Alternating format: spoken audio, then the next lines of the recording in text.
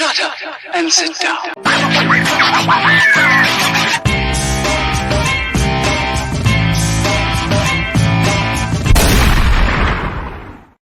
Boom! Ooh. Hello, everybody. Welcome to the Couch Live version of Dope and Dharma. That's right. It's Dope and Dharma here with you. I'm the street certified dope Dr. Louis Delgado, along with my co-host and partner, the Dharma guy, Trinity Phillips. What's up, Trinity?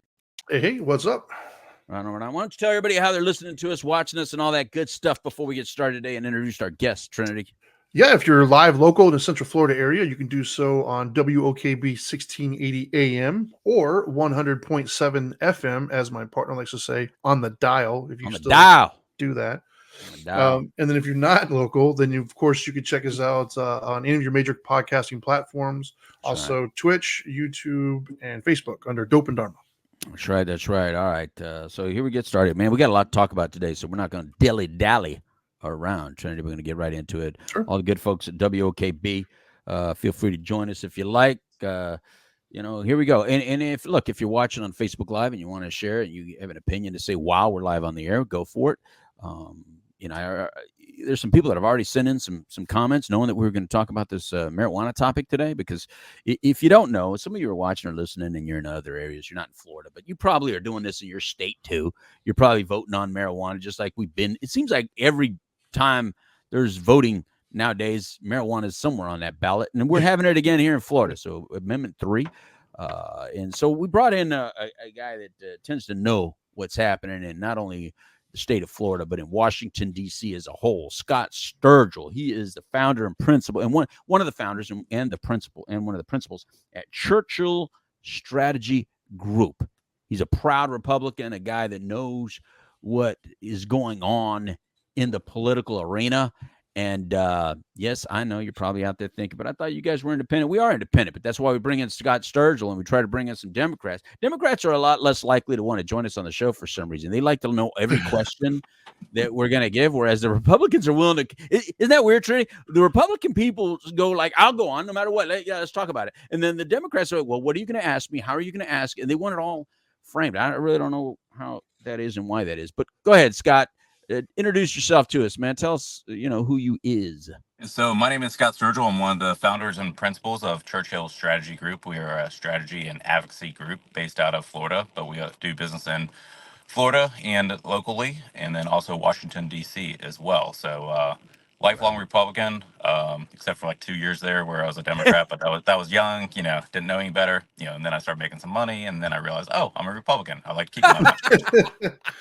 Is that what it is? Is that what it is? That's what it was. It was like, it's like, hey, why am I paying all these taxes? And I want to work hard. I want to keep my money. So, proud father of two teenage daughters who are easily supporting the economy by themselves. All right, right on. Teenage daughters, 19 and 14. Yeah. They do a lot of Amazon support the economy with. Yeah. I mean, if there should ever be a ban, it should be allowing teenage daughters to have an Amazon account. So yeah. And wives, brother. Trinity and I say that this should apply to our wives too. Yeah. I got at least 7 boxes by the front door right now. It's bad when your wife sees the Amazon driver more than she sees you, right? Or has a better relationship, right? Yeah. My Amazon driver knows us by name, man. Yeah. Right. Yeah. I'll see him out like Walmart, but hey, Trinity, how you doing?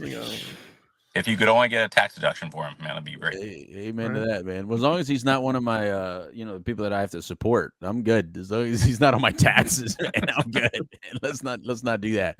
But all right, so we're talking marijuana today, Scott. Amendment 3. First of all, Amendment 3. What is it? What does this thing say? Every time these Scott, you politicians drive me nuts with this. I got to be honest with you, man. Every time because it's like a read one way, but then it's like, but I don't fully understand what it's saying. This is one of these amendments that I think a lot of us, you just see the first word marijuana and all of a sudden, yes, you just have people going, yes. They don't even need to read the whole amendment. I think they're just going to say yes just from seeing the word marijuana, vote yes or no. So what is Amendment 3 saying? So Amendment 3 it's a constitutional amendment to the state of Florida, which it really shouldn't be a constitutional amendment. It should be a legislative action. And at our legislature, the Florida legislature actually done their job, they would have addressed this and gone for a way if they wanted to really make it recreational, which is what what the voters are going to vote on tomorrow. It has to pass with 60% plus one vote in order to be a constitutional amendment. So again, this should really be a legislative action. And what you see on your ballot is you see one paragraph of the entire text. The entire text is about 3 to 4 pages long. God. And so you're seeing all the different commercials on TV for it and against it. The amount of money that has been put for it is in excess of $80 million already. 50 million of that came from John Truly. Morgan. Well, Truly is one of the big ones that put in like 50 million plus. Right. And what it's going to do, it's going to really limit it down to 5 growers in the entire state of Florida who are going to control the monopoly on it, right? So, if you thought, Louis, that you're going to start growing it in your own backyard, guess what? That's still illegal. Start. Well, no, I was kidding. if you were going to start telling everyone you're growing it in your backyard, guess what? That's still going to be illegal. Right. So it's a monopoly that they're setting up to where you're going to have to purchase it from one of these 5 growers. Right. It's going to box out all the competition, so that the average person is still going to have to you still got to go through the growers if you want to get it. I was always more of a transporter than a grower. So what about transport? What if I bring it from I don't know, Juarez? What if I bring it from Mexico? Is that permitted, or is that going to allow me to do that legally now? It's going to be interesting to see how the federal government makes the ruling on it, right? Because you still can't these 5 growers still can't use federally chartered banks and still can't take credit cards or anything like that. Time out. Wait a minute. We're doing all this voting and they still can't use a federal bank? Nope. Credit unions. Supposedly they're going to change that. Supposedly that's what maybe we need to vote on that. She just came out and announced it like yesterday or something. Who's shit? Yeah, I mean, Kamala. Oh. I mean, look, and Trump has obviously said he's for Amendment 3 as well. Again, I think it's where the only issue where Kamala and Trump both agree is they're both, for Amendment 3, for recreational marijuana. But again, there's a lot of dangers obviously to recreational marijuana. Again, for the folks who think they're going to go smoke it in public, guess what? That's still not going to happen. The folks who think they're going to smoke it in a restaurant, guess what? Really? Yeah. Because that's not what the commercials say. Yeah. Well, I mean, look, the Department of Business and Professional Regulation and the Health Department here in the state of Florida are going to have something to say about that. Just like you can't smoke cigarettes in restaurants or cigars in restaurants right now, unless there's a certain percentage of food, to alcohol, percentages wise. So again, the Department of Health is still going to have their say in it, and just because if it passes tomorrow, doesn't mean it's going to get, it'll get implemented, some point next year. But the Department of Health is going to have a big say in it, as it kind of narrows. Have you seen those commercials though? There's one commercial in specific that I'm talking about. Yeah, where there's 2 people talking, and they're like, "Well, it's not just about smoking; it's about they're going to do it everywhere." Like, and they're making it seem like voting yes on that is allowing people just to walk down the street openly and just getting high everywhere. And that you're saying that's not the case.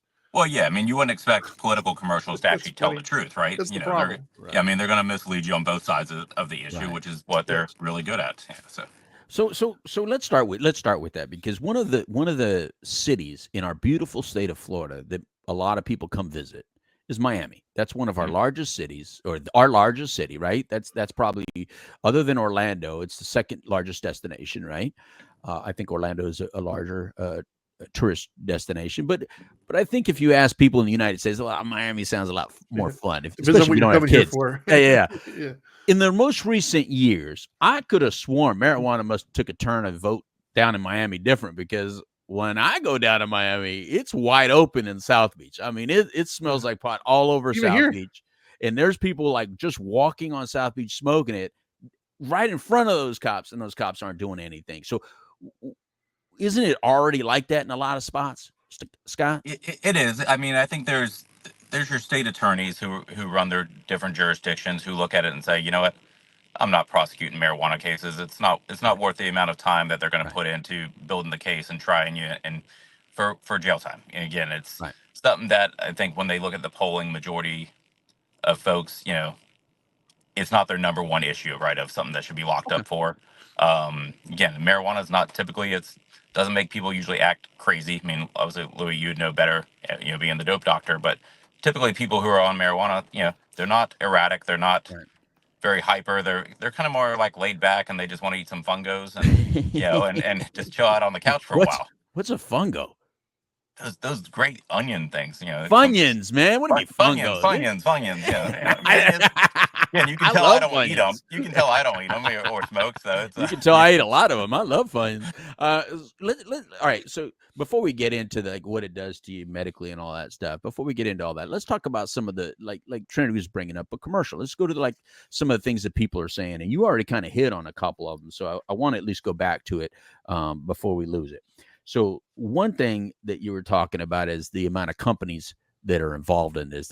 I've got some responses from business people and some people that are within industry, within the treatment industry or within the political arena that are going to remain anonymous. I'm not going to out them, but multiple of them brought up the issue with this is like big pharma too. That if you have an issue with big pharma and monopolizing of large companies owning the rights to everything, this is what this looks like. So can you talk a little bit? And TrueLeave specifically got brought up by at least two of them, that TrueLeave is the one dumping all the money in this and they'll have a monopoly on this industry. Should people be concerned about that? Like, do people really care about that? First of all. Well, again, I think most voters don't realize that it's, because again, they're only seeing one paragraph on their ballot that talks about the amendment. Right. Again, read the entire text, which is 3+ pages long. I'm sure people of are language, right? First of all, a lot of marijuana smokers are voting on this. They're not reading 3 pages. And again, the paragraph that you're seeing on your ballot has been fought out in court by both sides to actually make sure that the language shows up on the ballot is what they can both technically agree on. But again, it's going to be controlled by 5 growers. Again, TrueLeave has pumped in more than $50 million into this campaign. Money, wow. But again, think about how much money they stand to make and profit. Right. Look how much money they've made just from medical marijuana, and all the different additives that they have on it. So it's an issue that a lot of people aren't thinking about. And from an employer standpoint, most employers are looking at going, you know what, if we have a drug-free policy, or if they have employees who are working on heavy equipment, how are they going to monitor it, and what's that going to do to their insurance costs and insurance risk and workman comp? And so it's something that it's going to be a lot of court challenges for businesses because a lot of people are going to try to figure out, all right, how do we keep our employees safe and still abide by the law? So you're bringing up another point. Some people have mentioned, multiple people sent in messages regarding the DUI already being an issue with alcohol. But at least with DUIs, we're able to measure the amount of alcohol that's in a person's system. Whereas with marijuana, you can't do that. So driving under the influence, how do you monitor that? How do you prevent that? How do you prevent your kid's bus driver or people, everyday people that might have a safety type of issue in their job, a job sensitive or a safety sensitive kind of job from using, or are they just not allowed to use it? Again, you really can't forbid them to use it because it's going to be one of their constitutional rights if it passes. But it can be an employer, law that says, hey, if you've smoked, within 8 hours, or you're demonstrating the signs, then but how do you measure that? How do you measure 8 hours on a drug test? That's going to be for smart people like you, Louis, who understand. I've been trying to find that test for a long time because you'd make a lot of money if you'd had that test. But don't people already do that now? Are we expecting to have a rash of new people doing it or something? Well, the point is, but now you have government saying it's okay. So I don't think the government's saying it's okay to drive and smoke. I think they're just they're saying it's okay to but that's what I'm saying though. So right now, let's say you get in an accident, or like Scott is saying, it's a job, you're at a job performance and you drop an anvil on somebody's head. Workman's comp doesn't have to take care of it if you tested positive. You tested positive for a substance that's illegal, they're out of the picture. You did that, you're liable. Sure. They're not. You know what I mean? Whereas if now we're saying yes to that, then isn't government somehow liable, or isn't the employer now more liable because they didn't do some measures to prevent that? I'm just saying it seems like it opens up the doors to go out of to go for some deeper pockets than just the individual. Should there be an accident or a problem? And again, are there going to be tests similar to like a roadside test? Someone going to have to walk a line. Are they going to have to try to balance? I mean, again, you're going to have to figure out something because you can't do it through a simple blood test or through a breathalyzer because marijuana. I think there's the Homer test. test. I think there's the Homer Simpson test. They're going to put a donut in front of your face and then go like this. Yo, And then if you stare at that donut really hard, you might be high. Bro, then I would fail every hour when Krispy Kreme lights up that sign. You know, when it says fresh and hot now, I'm done every day. Right. All right. So what about the people that say, look, it's coming regardless? There's a lot of people that sent that in. Look, it's coming regardless. There's too much money involved in it to not do it. So why not just, let's stop fighting this. Let's move on. Well, again, I think it kind of has to do with the federal government. I think the federal government should have tackled, this issue a long time ago because they knew it was coming. Again, You've seen multiple states go the medical route, and now they've gone recreational route. Right. So again, I think the federal government they should have addressed it a long time ago, found a way to tax it, because again, you have alcohol, which is obviously more dangerous than marijuana, causes a lot more accidents than marijuana does. So I think the federal government should have stepped in and addressed it a long time ago, but they chose just to punt it to the states and make it a states' rights issue. Well, you bring up an interesting point. So we're voting on it in Florida, but we're voting on it as a state. So it will still. Wouldn't that say that a federal employee would still not be able to use it then? I mean, for their job, correct. But if they're a resident of the state, then when they're not technically on the clock, then but that happens with athletes now, though, right? Because there's some athletes that live in states, but they can't do it because they, for their. Even though, well, and also with those athletes, to be honest with you, they don't even test marijuana for athletes. But and with athletes, it also says what their contract says. It's like that right now too, by the way, because my wife works at the VA, and they're not even allowed to say the word weed or marijuana or anything. So if they have a medical card, they still can't smoke it, then, right? Nope, they're not even allowed. The doctors aren't even allowed to discuss it. Like if their patient is like, "Hey, I have a medical," they're not even allowed to talk about it. Like there's like a big memo that keeps getting sent out. Okay. Where she works out at the VA, so because it's federally illegal. So I think all the veterans should be able to have it, though. Give it to all the. Sure. If you served and you're over the age of 60, trust me, you should get whatever you want because they're going to give you stuff anyway. The bag of pills that you got, I mean, they're giving to you anyway. So give them something. They should all just have like a little vape pen. Well, and I think everyone can make the argument, right? Taking pharmaceuticals versus marijuana. Again, right. Which one is worse, right? Yeah. Again, pharmaceuticals seem to be a lot more addictive than marijuana is. Again, I don't know many people who have like chronic, marijuana problems. I haven't heard it. Yeah. Well, Scott, it does exist. It is more rare, but it does exist. And you were talking about the psychosis earlier, so let me tap into that a little bit. In the younger generation, we are seeing a lot more schizoaffective disorders than ever before. So because of the potency of marijuana, we are seeing a lot more things that we didn't see in previous generations. Not because marijuana is more rampant, just because the quality and the potency of the THC is so much higher. We have no science on this. All the science of THC that we're using to validate today's usage is 1970s marijuana. We don't have science on today's marijuana on a longitudinal study or any kind of parallel study where we're able to compare it to a control. Every way that we do science, we have not been able to do to this level of potency. So there is still an issue for the youth, I think, in this. But again, the go around on that is, there's only for 21 and up or 18 and up or whatever. Is it 18 or 21 on this? That's a good question. I'd have to read. I thought they said 20. I think they said 21. I think it is 21. But again, also they make the other argument that if you have select growers growing it, right, that that the marijuana coming across the southern border, that could be laced with fentanyl is not going to still show up. Guess what? It's still going to show up. It's still coming across. I don't think the Mexican drug cartel. Oh, they're trying to take us out of the market, is what they're doing. No, it's an attack on Mexico. Is that what it is? No, I'm kidding. All right, so a couple people said this. The sources that people, because you brought up street marijuana, the sources that people get their street marijuana. We've heard so much about fentanyl being in all kinds of pressed pills, different kinds of pills that you think you're taking Adderall, but you're actually doing some fentanyl in it. You think you're taking Xanax, but you got fentanyl in it. You think you're doing regular heroin, but you got fentanyl in it. You think you're smoking regular marijuana, but you got fentanyl in it. So some people are saying, let's vote yes on this just to get the street dealer out of the equation. Let's at least have it. But I thought that's what we did with medical marijuana. So what do we say to that?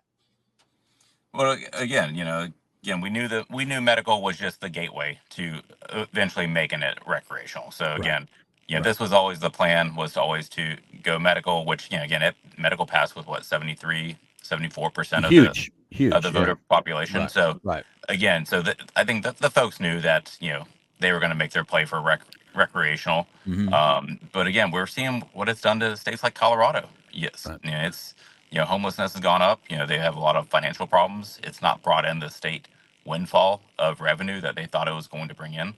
So it's an issue that's going to have to be tackled. And again, if the legislature had taken this, and done their job a long time ago, we wouldn't even be having this discussion.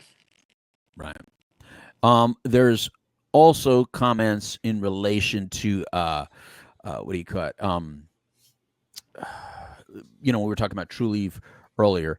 That this is very similar, like how in our business we have Suboxone, we have methadone, we have certain kind of medications. So it makes me think about, okay, so if we have medical marijuana already available, right? Is it not easy to get a medical card? I don't see it very difficult to get a medical marijuana card. Are we now cutting out those physicians? Because, like you said, they kind of use this as a platform to go recreation. And we said it on this show. Look, the whole medical conversation was just to get us to the next stage, and then we knew recreational is what they wanted. So let's just cut out medical and just go right to recreational, because that's what you want to do anyway. But are we now cutting out the physicians entirely with this, or will we still have medical marijuana? What does this do to the medical marijuana business, Scott? That's still a question to be asked, and learn what's going to happen there, because we don't know. Because at this point, if it's recreational, why would I go see a physician and pay a fee every 6 to 7 months to Right. renew my card, when I could just go buy it, directly from the five different growers. And it's the same, So, supposedly the same again, product, right? yeah, my thinking is that eventually it's going to eliminate the medical part if it passes, and then, again, that's a whole bunch of physicians who invested time and money into being certified to, to Right. judge you for your ailments, right? To see if you qualified. Which I don't think I've heard of one person who didn't qualify or didn't know exactly what to say, Yeah. to get I, it. I've, I've never heard anyone turn down from it, by the way. No. I mean, that's the mean, running joke, isn't it? You can just Right. walk in and be like, "Oh, it's Right. Tuesday," But I think mean- it's expensive. I think it's very costly. And if you want to switch from one provider to another, you're kind of like, you have to stay with the provider you started with, or or they have to release you from their roster to be able to go to somewhere else. So there's a control there that wasn't really known by the voters for that either. Now, Leo Rhines from Missouri just put on Facebook Live, "Hi, I'm from Missouri. We don't have dope here." Well, you have a lot of dope there, Leo. It's just not legal, I guess, right? So you do have that in other states. Like when I go to Colorado, I mean, I'm driving in my rental car, and it smells like pot in my rental car. Like Even it is. here, when I drive down the street, man, I can't go 10 feet without smelling it. Yeah, it's all over the place. Yeah. What about people say it's a gateway drug? I mean, I think we all know my position on gateways. I think sugar is the real gateway drug. But okay, there's people that have sent us in comments. Marijuana is a gateway drug. This won't stop illegal drug use or the fentanyl crisis. It's a monopoly by cannabis companies. So there's another comment about the monopoly part. But saying it's a gateway drug, what do we say to that, Scott? This kind of opens up that door. Yeah, I mean, again, I think it's been known for years that marijuana is usually kind of like the starting drug that a lot of folks, or a lot of kids, or adults, doesn't matter, that they start with marijuana and then they move on to, other types of drugs or prescriptions or something like that. So again, I think it's kind of like the opening drug. Again, I agree. Sugar's is an opening drug too. Again, that's what made me gain a whole lot of weight. But between that and Krispy Kreme donuts, it did it. But that is so true. Now let me see. What about the is it good for our business? Like, will it open up more business? Will it provide jobs to Floridians? Let's say this opens up. I mean, I'm assuming that they'd put one on more corners than it is now, and I thought it was already on every corner anyway. It's across my kid's school. I see it everywhere. Yeah. Oh yeah, it is by your dude. I saw a sign in your kid's school on your kid's property. Yes. I think I sent you that pic. I sent you a picture a long time, like 2 years ago. It's like literally right outside my kid's school, and it's advertising pot on school grounds. It's a K through 8 school. Yeah, it's a K through 8 school, and there's like weed signs right outside of it. Like the kids are literally walking past it to and from school. I'm like, all right, dude, like, this is a bit far, isn't it, guys? Like, come on. Right. Right. So what about people say there's economic benefits? Here's some comments, Scott. You tell me what you think. Legalizing recreational marijuana could stimulate the economy through job creation in cultivation, distribution, and retail sectors. It could also generate substantial tax revenue, which can be allocated to public services like education and infrastructure. True statement or not a true statement? I think that's a misleading statement. I don't think, just like, when we took the Florida lottery, right? We were all Right. promised this was going to do billions and billions and improve our education system. Yeah. Did it? It I think still we can. can't I think really we can all make the argument Yeah. it wasn't the windfall that that it was sold. How about our tolls? Yeah, the tolls I'm still paying. The tolls are supposed to be done, and when the road was built, we're still paying them. Yeah. And we you paid got, to build the you got road. maintenance on the roads. Now you got to pay for it. Sure, We paid for the road to charge us. It's the weird Correct. thing. Our money got used to pay for a road to charge us to drive on. It's really weird. Tolls are for your convenience factor, right. so that you're not sitting in traffic and idling. Right, so- I don't see that it's going to bring the financial windfall that they're proclaiming it to be. Again, it's a selling tactic. Definitely a selling tactic. Most of the 5 growers, they already have full blown operations. Right. So they've already got their workforce in place. They've already have their distribution models in place. As you were saying, Trendy, it's pretty much on every corner, if not some on multiple corners. You got some, competitors right across the street from each other, vying for your business. Now, will it make them all competitive on pricing? Sure. The market will take care of that. But again, I don't think it's going to be the financial windfall. And again, as we've seen in other states who have gone recreational, Colorado being probably the number one, it's actually raised their cost of doing business as a state because the calls for service for law enforcement, for fire and medical, have gone up substantially because people do overdose on it, right? Even though marijuana is a gateway drug and it's considered to be probably one of the more minor of drugs, Right. people still do overdose on it. They still do have reactions to it. So calls for service from law enforcement, fire, and medical have gone up substantially. And again, you've got to be able to pay for those services, and you got to be able to make sure you have plenty of resources on the street so that when you call 911, someone shows up, right? So it's a very slippery slope, and it's a very misleading slope that both sides are putting out, because neither side on the issue is giving you 100% of the truth. Again, you wouldn't expect that, especially when you're talking about a controversial issue like this.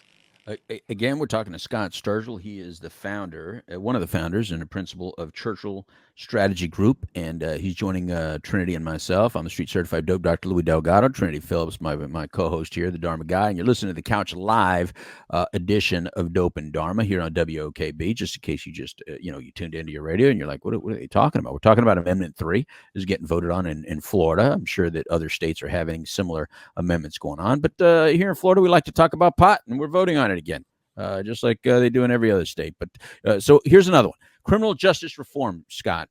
It says legalization can help reduce the number of people incarcerated for nonviolent marijuana offenses, addressing issues of social justice and racial disparities in drug-related arrests. True or false? Well, again, I don't think that drug-related arrests are, I don't think when law enforcement's arresting you for it, they're not looking at the color of your skin or where you come from. They're it's majority of law enforcement are looking at it saying, what, it's a violation of the law. They're making the arrest based on whatever the crime they see happening. Then it's up to a state attorney whether they prosecute the case or not. A lot of state attorneys have kind of taken the position of, if it's under a certain amount, they don't want to be bothered with prosecuting it because it doesn't make sense at a certain point. At $39,000 a year, which is what it costs the state of Florida to house a prisoner, right? Doesn't make sense to someone who had maybe $1,000 or $2,000 worth of weed. Does that make sense to really put them in jail for that long? No, you should probably figure out how to make it levy a fine or some kind of a penalty on them versus putting them in prison for a non-violent crime. So, not advocating for or against it, but I'm just saying. Again, we have to weigh it up as an economic impact. Again, how does it change society? Because again, we don't have enough space in the jails. Let's, for me personally, I would want to put the people who are really violent criminals, put them in jail. That. That's where they should be. Prior to our broadcast, multiple politicians and law enforcement individuals sent in messages knowing that we were going to talk about this, and we're actually saying that this is not a true statement. That it used to be the case where people with a little bit of pot was being detained or whatever, incarcerated maybe, but that's no longer the case. The in today's world, that's not what's happening. A lot of times, if they do use that, it's only because they needed something to hold the person on something else that they're really looking for, or may feel is important. But as far as people going to jail for a long time for little bits of marijuana, that's just that's a 70s and 80s conversation in a 2020 world. All right, public health. Regulating marijuana can ensure safer products for consumers, reducing the risks associated with unregulated black market cannabis. This can also lead to a better education about responsible use. What do you think about that? Well, again, the black market for marijuana is not going to go away. Again, the Mexican drug cartels are not going to say, "Oh, hey, don't sorry." single us out, Scott. Okay, well, again, they're not going to, okay, the stuff coming across the southern border is not going to all of a sudden say, you know what, hey, Florida's got recreational, and they got their 5 growers. We're just not going to. Come on, they're not going to give up their piece of the market share. They worked hard to earn that piece of the market share. Back in the day when I was doing all this, Humboldt County was a strong competitor, brother. That Humboldt County, California, man, and so we had to come up with fancy names, Maui Wowie, Sensimilla. Thanks to Caro Quintero, we had Sensimilla, and that would have been great if he wouldn't have killed Kiki Camarena, the DE agent, which is why we had Red Ribbon Week in the first place. He's the inventor and creator of Sensimilla product, by the way. But Humboldt County, man, was always that competitor. So I'm assuming it's very similar. There was still that coming through the southern border, but you also had, locally grown California weed, like you have California wine. Right. And again, and under the Amendment 3, obviously you cannot grow your own. That's prohibited because obviously the 5 growers don't want competition from you, Louis. They don't want you, putting out your competition out there for them. So. I always sucked at it, brother. My stocks always got really long and then they just fell over. I would never successly grew. You don't have a green thumb? No, I do not, man. I am not that Mexicano, brother. All right, here's another one. Personal freedom. Many people believe in the right to make personal choices about their own bodies and what substances they consume. Legalizing recreational marijuana supports the principle of individual liberty. What do you say about that? Again, you have a lot of rights. There's other states that allow this. So if you want to go there, you could do that. But again, this all comes down to, again, it shouldn't be a constitutional amendment. This should be a legislative action that the legislature. What is it? Can you explain the difference of that? So dumb me that down for me. Do me a favor. Dumb it down for me. So you got the Florida Constitution, which sets up, all your rights and liberties here in the state of Florida as being a resident of the state of Florida. Right. It should be very tough to change the Constitution, right? It should be a much higher threshold than 60% plus one, as you say, because you got to hit 60% threshold plus one more vote to make it pass this constitutional amendment. Legislative action should be that the Florida legislature, the Florida House and the Florida Senate should have taken this up a long time ago and put in the rules and the laws and the amendments to, again, make sure that we had a clear understanding of where this was going to go. Because, again, it shouldn't be part of the Florida Constitution. It's just it's like changing the U.S. Constitution. It should be so hard to change it that it should never even be attempted. So what you're saying is that the lawmakers who actually would have to read all the pages, they would create the infrastructure so that when something would then become law, that we know the barriers and we know all the rules to the game. But like this, we're all voting as if we all know the rules, but we really are just we're watching commercials and voting on a commercial. You're really watching marketing campaigns on both sides. Right. Right. And then what's going to happen is if this does pass, which, my guess is it probably will, because, again, they've done a really I can't see it failing, Scott. I'd be very shocked if it failed. Then the Department of Health and different agencies, state agencies are going to get involved and start tweaking it to make different rules, again, where you can smoke it, where you can't smoke it. How close can it be to a school? Because again, you still have, the laws that say you can't have schools are drug-free campuses, right? And those schools take federal money, so the federal government's still going to have a say. Yeah, Trinity still can't be 500 feet from a school to this day. I don't know why. He never told me why, but I got caught. All right, Scott. This tourism and business growth. This one's interesting. Legalization can attract tourists, similar to states like Colorado and California, boosting local economies and supporting small businesses.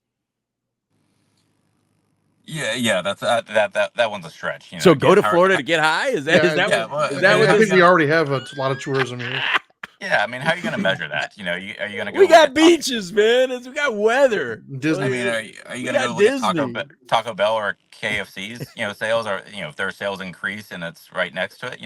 Again, I don't know how you're going to measure that. To say that marijuana created an economic impact in a destination. And again, I don't know anyone who's going to come to Florida and say, Louis, I just want to come to Florida so I can get high, because, Mhm. Mhm. it's, no, we want them to come for the theme parks and the beaches and all the other stuff that, that we can measure that are economic impacts and drivers for us. But again, I Right. think you look at states like Colorado where it is recreational. Again, Yeah. they're not getting the economic impact. They're actually getting an economic, you know, depact. It's actually going in the opposite way because Right. again, the amount of calls for service, the amount of homelessness, the amount of Right. folks who are committing more crimes Right. because they're in a struggle they try to get more marijuana. To So play it's actually to play devil's advocate here, real quick. Actually, I have heard the opposite. I've heard a lot of people who no longer want to go visit Colorado because they said Right. it's all weed now. Like I've they don't heard want to that go too. anymore. They said it smells all the time. There's way too many people that they don't necessarily want to associate with. Like they feel like it took what used to be this beautiful place Mhm. and whittled it down to basically just a weed farm. And Yeah. they no longer want to go. So I've heard the opposite, that it Hey, actually like ruins it. Trini, I kind of agree with that, man. Listen. I look. I used to live in Colorado. I used to live in California. These are two states that I love. I loved. I live there. I love these places. But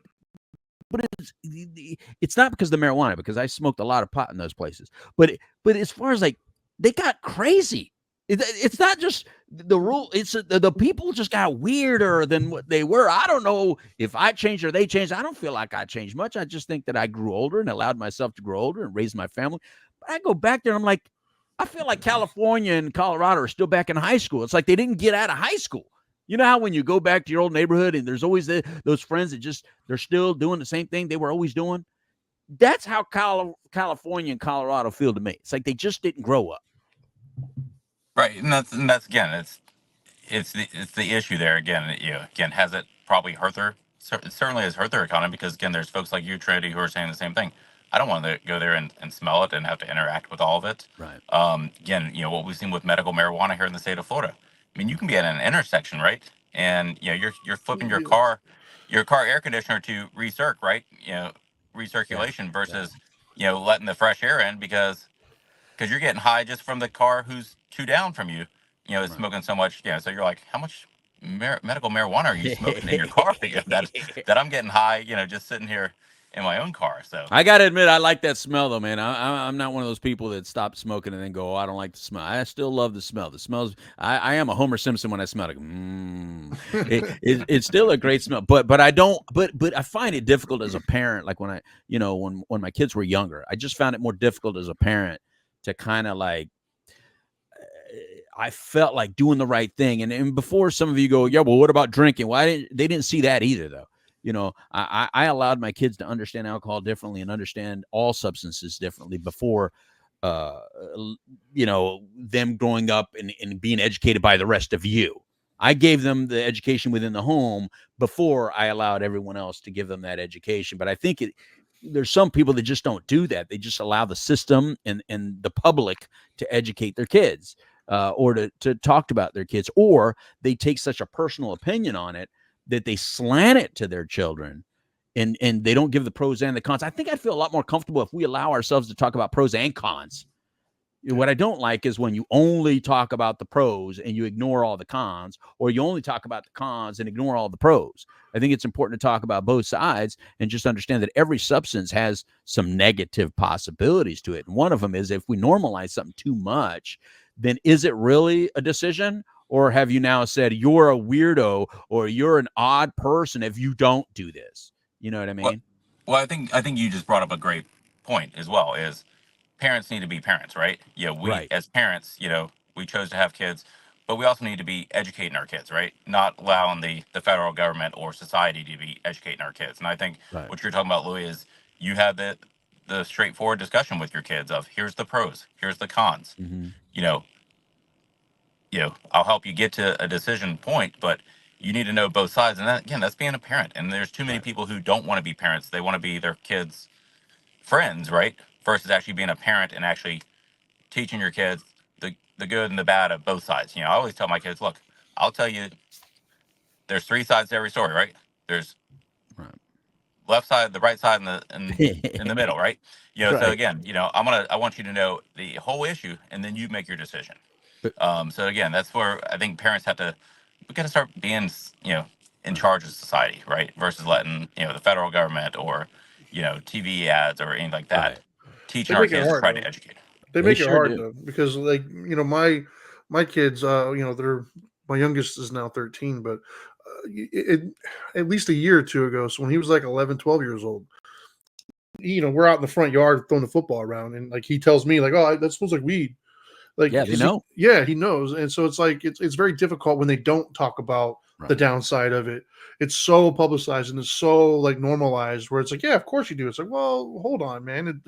There is a downside, people. It does Well, because people exist. think it cures everything, Yeah. right? I mean, it's like, oh, it's a pain management thing. Okay, well, next time you go in for surgery, tell them to just let you smoke instead of using the opiate that they want to give you, so they can Yeah. crack open your chest. I mean, I'm still going to want the opiate for surgery. You know what I mean? Don't put So, me under. I 100. got a right, roach. right, I'll take a roach. yeah. I'm good. If you guys are out there thinking this cures everything, it really doesn't. But does it help for something? Absolutely. But that makes it even more of an issue of why it should stay in the hands of professionals that can then be honest with you about what it could help you with. But look, we voted on this as a medication, and it's the only smokable medication I even know. I mean, that doesn't even make it. No other medication is smokable. If it was, I wish vitamins were smokable. I would have took vitamins a long time ago. My wife wouldn't have had to like give them to me so often. And I said, babe, why am I spending $100 a bottle of vitamins when all it does is change my urine a different color? That's all it did. But if I was able to smoke it, feel something from it, I would have been doing vitamins a long time ago. But so this is one of those issues that I think we bring a lot of our own personal opinions into the mix. We bring a lot of our own personal history into the mix. And it's a lot of judgment. I don't think it's a lot of fact. I think it's a lot of judgment. Would you say that that's what you're seeing, Scott, from your end? Is that a lot of people making opinions based on their own personal views rather than the true science and law of how it reads? Well, again, we need to let, there's a lot of judgment out there. There's obviously, parents have their opinions on it. Obviously, religious institutions have their opinions on it. I don't know one religious institution that's been like for it. At least not your mainstream religious institutions have come out in favor of it. But again, it's you know they make it attractive. They make it attractive for the kids. I'm a father of two daughters. I got a 19-year-old and a 14-year-old, and they can both smell it. When it's in the air. They know that smell even before I do. They're like, oh, that's marijuana, and you're like, I didn't even smell that. But Yeah. they know it, and it's unfortunate that our kids have been exposed to it that much Right. in society that they can smell it and detect it. Before we can. Maybe before Trinity, I can. You're an expert, Louis, so you can you can get it a lot easier than Trinity and I can. But Trinity never even smoked pot. Trinity's never even tried it. Mm-mm. That's a true Yeah. individual right there. See, that's a true individual right there. He's never even tried it. Yeah. Again, No. and again, there's a lot of people who've never tried it. Because it's just not. But Well, again, I think David Moss, a mutual friend of ours, he never tried it. yeah. I mean, David's I can see that. David's Never tried it. very, very, very strict, and he's very, very much in with his His faith. religious beliefs. Mhm. Um, Again, what his personal beliefs are, and it's Mhm. so again, he's very much against it. Obviously, he's donated Right. a lot of money, for programs like your foundation, Louis, that Mhm. to help deter kids or get folks treatment, Right. who are maybe having an issue. But again, a lot of people use there's scientific benefits, and maybe there are, right. Yeah. I've had friends who have been going through Right. cancer treatments, right, Right. and they said the marijuana helped them to 100%. be able to eat and be able to 100%. feel better, because where the pharmaceuticals were making them so sick, the marijuana kind of helped regulate them to make them, get them back to a little bit more kind of like baseline. Right. And Right. so again, I'm not opposed to it. I just think you have to be very careful with the way we, you Yeah. know, introduce it to society, to again, medical marijuana, I'm fine with, Right. because we have some kind of control and we have some monitoring going on with it. You have a physician, who is, But who's helping to Do regulate we all of though? it. as a person that hires physicians, I mean, let's be honest about that a little bit. I mean, like we said, I don't know anybody that hasn't been able to get a medical marijuana Not only card. that, but aren't Right. physicians the biggest drug dealers out there with the pill mills and stuff We like went that? through that They exactly. don't have a good history of Well, taking good care of us. I mean, Louis and I both worked a lot together. Exposing the bad pill mills, and Right. educating people on who were actually the good pain management physicians, Right. for a number of years. And I know Louis, with you, with a lot with your Suboxone, and again, I've seen you speak at multiple events where you're educating people because, again, a lot of the doctors were misled by the Yeah. pharmaceutical companies, just like Right. a lot were misled by the marijuana companies. Right. Again, they can be manipulated just like anyone else. Just because you have a medical degree doesn't mean you can't be manipulated. They're human too, and so again, the medical, the pharmaceuticals or marijuana folks, they're very creative in their marketing. They're very creative in their messaging. And I think that's, look, at the end of the day, people, that's what this is really about. If you think that this is on the ballot because people give a damn about you and your rights to get high, you are confused. The answer to all your questions is money. Yeah, this is about money. This is about corporate greed that's saying, we're going to try to get a piece of that market them dope dealers are getting, man. Them drug dealers make a little bit too much money for stuff that I think we can transport and deliver better. In the process of that, they made super weed. That's the issue that I have with this. We should have said yes to pot back when we had Gary Hart going up for a candidate. Because, Scott, have you ever heard my Gary Hart story?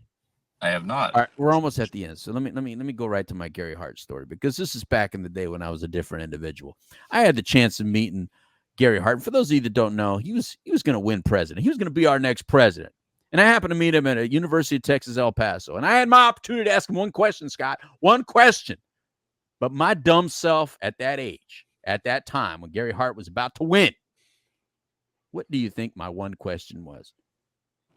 What do you think about the legalization of marijuana? And he said, I'm for it. And man, I was like, that's my candidate. And then he got in a sex scandal and boom, boom, never became a president of the United States. But the point was, yeah, it happens a lot in Washington, apparently. But that was the only issue. If we would have said yes to it back then, it would not have had the opportunity to become as potent as it is. Just like with alcohol. We did alcohol soon enough to have it regulated to a certain potency level. And we know it can't be street level alcohol because that'll make you blind, right? We know real moonshine will knock your head off, right? It'll cause blindness for real. So we have been okay with, 5.9% in beers and stuff like that, 100 proof and stuff like that. We're okay with those potencies. We have allowed marijuana to be out there so long in its prohibition time that it's gotten too powerful, to the point where now it is really making some individuals psychotic.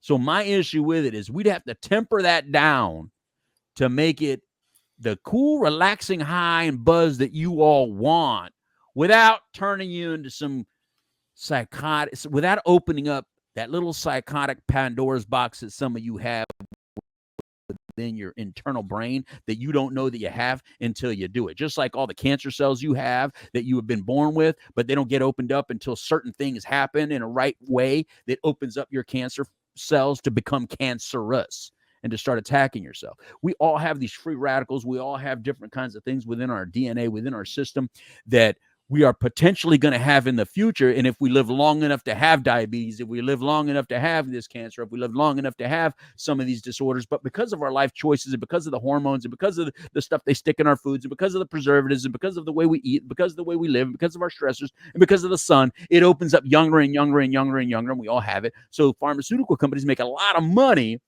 trying to slow it down. Notice we don't even treat things anymore. We don't get rid of things anymore. We call things vaccines when they only slow things down or only make it less harmful. When back in the day, vaccines used to mean you don't get it. You just don't get it.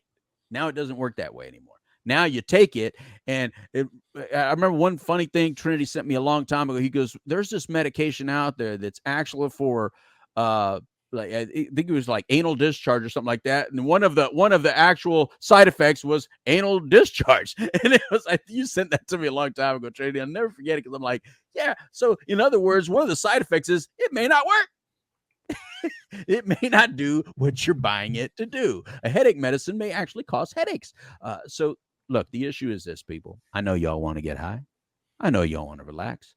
And I think most of us are going to probably vote yes just so you can do whatever you choose to do. But it doesn't mean we should stop here, and it doesn't mean the conversation is over. I think that we should, if done it the right way, like you said, Scott, so that we could force some of the monies to go into educational programs to tell the truth about it. So at least our children have the truth about it and not just some, poorly informed. We're allowing Hollywood to teach our kids things through funny movies, which is great. That's how I learned. I learned through Cheech and Chong. So Hollywood taught me it was all right. Mama talking to me, trying to tell me how to live. That's how I learned about it. So I think that we should just need to be a little bit more open and honest about what it does, so that you as a parent out there, please do your darn job and just teach correctly. You may want to do it, but it doesn't mean it's okay for your kid. You got your gummies, let your kid have their gummies. They don't need to have your gummies. Your gummies may knock them out. So anyway, some people ask me who I voted for. I'm not saying that on this show. This is the WOKB 1680 show. This is not the political show. So we're not talking that kind of politics today, Marissa. But thank you. I will share that on another show. Trinity, you and I ought to go on tomorrow during Tuesday election time, and then we'll do We the Middle on that day. Because Scott, much like you came on our show, we're in the middle. Trinity and I are in the middle. But for some reason, Democrats, when they hear that you're registered independent, now call you a Trumper these days, because they even know they went too far left. Even Democrats know we went so far left, Louis, that we left y'all behind, and now you either have to be a Trumper or come with us. And now I can't go with you. So I'm still in the middle. When you guys choose to come back over here, I'm still here. I'm still right here. Not a Trumper, but I'm still right here, right here in the middle. I haven't left anywhere. Just some of y'all just have gone a little local, man. Just a little bit too local for me. I mean, that's what political season does. It breaks out, all the crazies come out, right? All the personalities come out. All of them, Scott. Look, Scott, again, Scott Sturgill has been with us for this show. Thank you very much, Scott. He is one of the founders and principal of Churchill Strategy Group. And Scott, I always know that when we're going to talk some politics, that you're the guy to have, because regardless of your position, you admit that you're a Republican, but you speak openly and you're able to hear both sides. And that's what I've always appreciated and respected about you. And I think same thing with, Democrats and Republicans that speak like you are exactly what we need more of. People that can be proud to be in their position, but yet be open and honest in regards to their position. You're allowed to sway a little bit further one direction. That's fine. But in reality, we're all pretty much in the middle anyway. Just some of us are a little bit more blue and some of us a little bit more red, and that's fine. But when you're all the way Crip or all the way blood and you're like, you can't hear the other side, it makes it real hard to have open and honest conversations like this. We call it when you're drinking the juice, Yeah, too much. Be your own person and have your own opinions, and don't be afraid to express your opinions. So. Yeah, and we appreciate it. Scott, any final words, Scott, before we go? No, thank you both. Thank you, Trinity. Thank you, Louis, for having me on. I think it's an important subject, and again, love to come back on anytime with you guys. All right. Hey, how did you vote for it, by the way, or have you voted? I actually voted against it, and I voted against it just because personally, I think it should not be a constitutional amendment. It should have been a legislative action. So, again, to me, people are going to do what they want to do, and so it is what it is. Yeah, I admit, but Trini, you want to say what you voted? I voted yes because I knew it was going to pass anyways. Right, and I got to admit, look, I voted yes because I said it should have been voted yes way back when, But do I think marijuana is great for everybody? No. But I voted yes so we can stop talking about it and let's get right to the truth. Remember, as a treatment professional, I'm against the disease of addiction, not all the substances that are involved. Because if I was against all the substances, I'd be telling y'all not to eat sugar, and I ain't gonna do that. So anyway, adios, amigos. All of us here on the Cast Live. Adios, amigos. Time for a taco. Goodbye.